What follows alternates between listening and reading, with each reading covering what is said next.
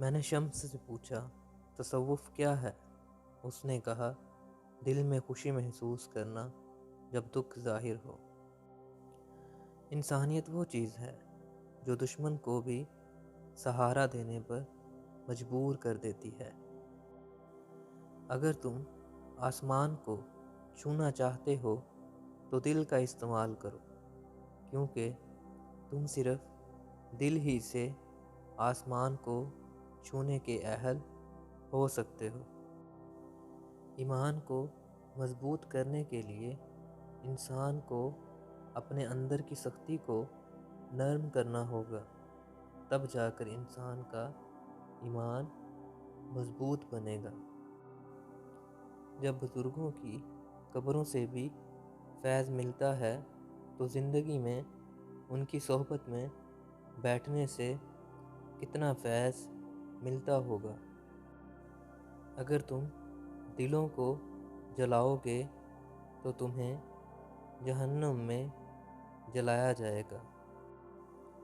اچھی کتابیں اور اچھے انسان آسانی سے سمجھ میں نہیں آتے، انہیں سمجھنے کے لیے اچھے خاصے دماغ کی ضرورت ہے۔ تقدیر کا مطلب ہرگز یہ نہیں کہ تمہاری قسمت کو باندھ کر رکھ دیا گیا ہے۔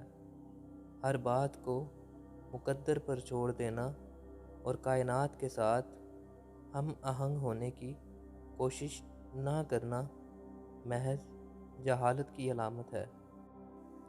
معاف کر دینا وہ خوشبو ہے جو پھول ٹوٹ جانے کے بعد بھی خوشبو دیتے رہتے ہیں۔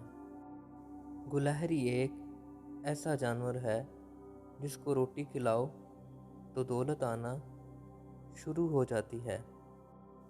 اگر آپ ایک خاموش بت بھی بن جائیں تب بھی لوگ آپ کو نہیں چھوڑیں گے۔ میری ہزاروں لاکھوں خواہشات تھیں، مگر تجھے پانے کی ایک خواہش کے بعد وہ سب خواہشیں ختم ہو گئیں۔